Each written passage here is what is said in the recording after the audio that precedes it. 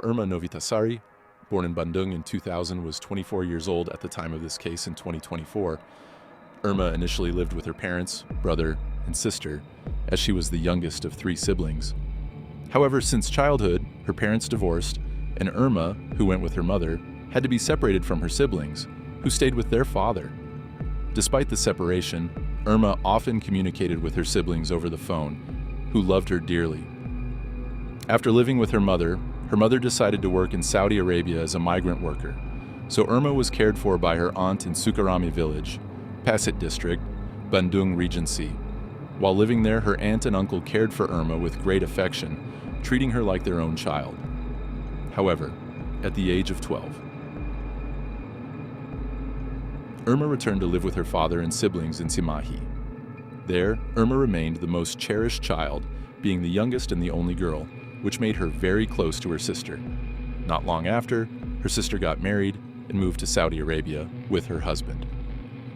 Although distance separated them, Irma stayed close to her sister, communicating through phone calls or text messages. As an adult, Irma married and was blessed with a child. However, her marriage did not last long, and she and her husband separated. Irma returned to live with her father and brother. Although they had planned to divorce, the divorce had not yet been finalized in court. To support her young child, Irma worked as a dangdut singer. During this time, Irma met and started a relationship with a man named Asep Saifuddin, who lived with his family in Bandung. They began dating, and Asep filled the emptiness in Irma's life with his kindness and attention. Eventually, they decided to marry in a religious ceremony in 2023 and live together in Asep's house. However, after getting married, Asep's true nature began to show. Asep turned out to be temperamental and harsh. Whenever they quarreled, Asep often behaved aggressively, which made Irma feel frightened, leading her to flee to her father's house in Cimahi several times. Nevertheless, Asep always persuaded Irma to return, and she, often relenting, would go back to Asep's house. In August 2023, Irma became pregnant, but she did not tell her family about her pregnancy, only sharing it with a few close friends. In fact, their relationship had often been marked by separations, but they always got back together. Irma's family began to disapprove of her relationship with Asep, especially after learning about his harsh nature. However, Irma always caved in, and her family could not force her to break up. In December 2023, Irma and Asep had another severe argument. Asep heard from others that Irma was close to another man. Without verifying the information, Asep became furious and accused Irma of cheating. Exhausted and scared, Irma fled again, this time to a close friend's house in Pangandaran. At that time, Irma communicated with her sister in Saudi Arabia, saying that she was in Pangandaran for a birthday celebration and planned to migrate to Kalimantan to calm down. Asep, having learned that Irma had fled to her friend's house, became increasingly convinced that she had run away because of another man, even though that was not the case. His jealousy had reached a boiling point, and Asep was very angry and intended to do something very dangerous to Irma. Initially, Asep met with one of his friends, whose name was concealed. Coincidentally, this friend also knew Irma well. There, Asep invited his friend to harm Irma.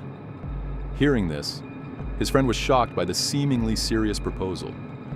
Since he felt there was no issue with Irma, he declined the invitation. After being rejected, Asep sought other friends who could help him.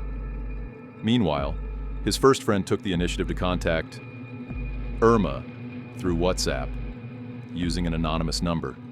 He sent a message to warn Irma not to heed Asep's invitation to return home, as Asep was suspected of having ill intentions. Upon receiving the message, Irma felt scared, although she didn't know who had sent it. In the meantime, Asep continued searching for friends willing to assist him.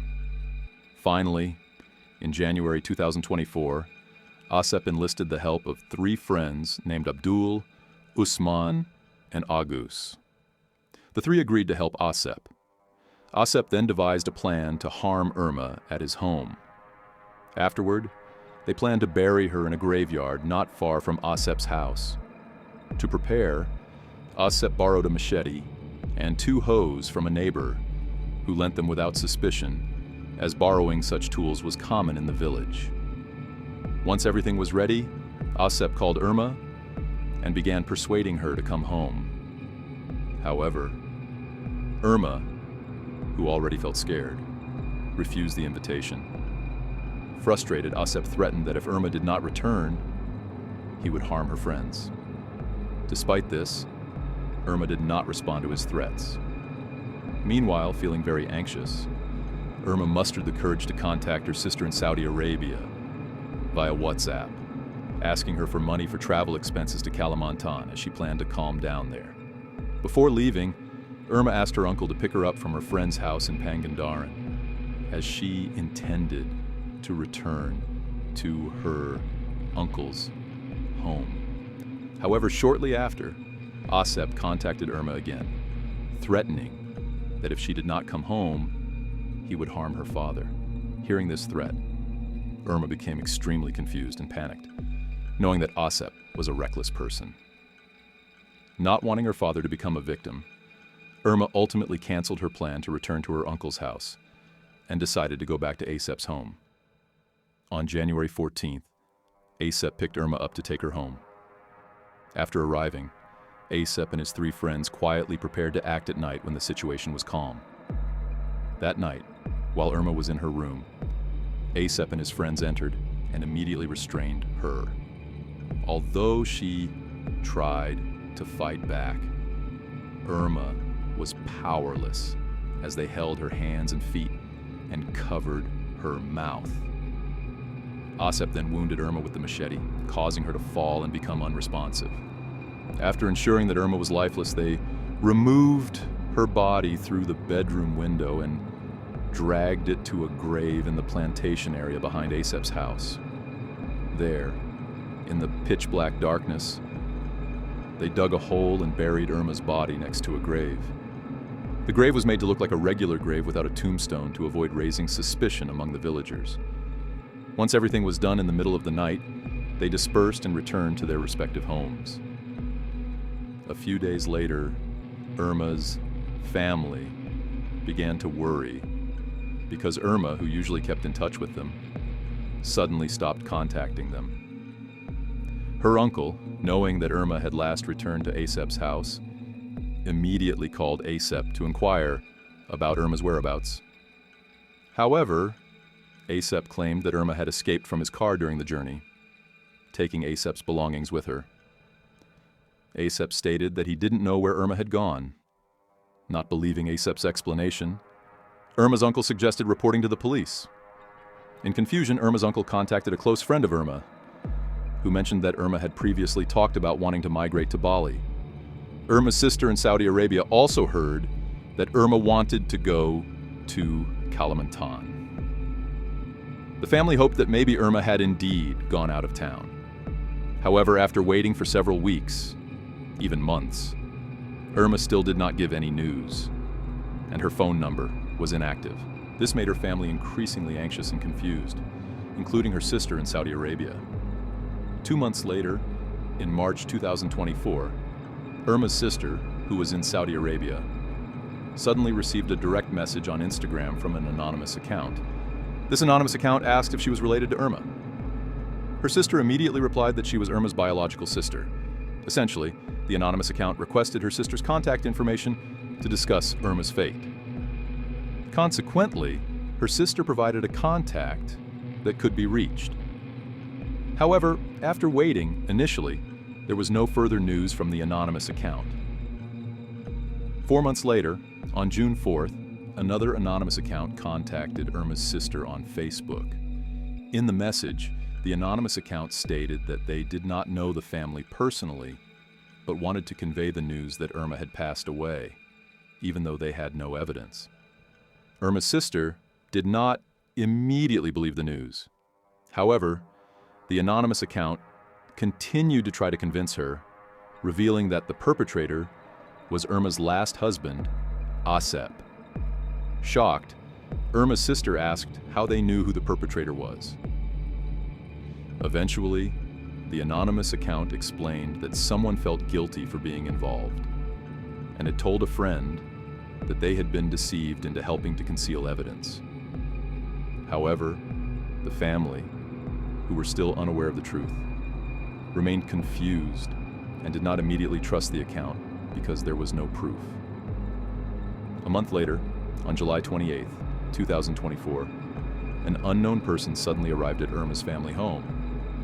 This person introduced himself as Daddy and did not want to disclose any further identity. He came to share what he knew about Irma. Essentially, he informed them that Irma had been killed by ASAP several months ago, and that her body was buried in a grave of a local resident located in the plantation area not far from ASAP's house. He also mentioned that ASAP had done it with the help of 3 friends. However, one of ASAP's friends had confessed to feeling remorseful and haunted by guilt, leading him to reveal everything. The news spread throughout their area. Those who learned of the incident felt sympathy for Irma's family, who were still waiting for news from her. Therefore, they took the initiative to inform Irma's family in various ways so that they could take action to verify the truth of the story. After hearing the confession, Irma's family finally believed and quickly gathered to discuss it. Once an agreement was reached, they reported the matter to the police station. After receiving the report, the police immediately went to ASAP's house. However, by that time, ASAP had already fled. The police then examined the grave of a local resident behind ASAP's house, which was suspected to be where Irma was buried. Upon inspection, indeed, there was a suspicious grave that did not have a tombstone like the others. Additionally, the locals did not know who was buried there. The police became increasingly convinced and eventually decided to conduct an exhumation, or dig up the grave. Sure enough, it was there that Irma's body was found. Strangely, according to the information obtained, Irma's body was discovered intact, even though she had been missing and buried for 7 months since January. This discovery shocked Irma's entire family and made them very angry at ASAP, who had not yet been captured. Following this, Irma's body was evacuated and taken to the hospital for an autopsy. The autopsy results revealed that Irma had been killed while pregnant, and her pregnancy was 6 months along. This meant that ASAP had taken 2 lives simultaneously. Because of this, Irma's family was extremely angry and gathered in front of ASAP's house.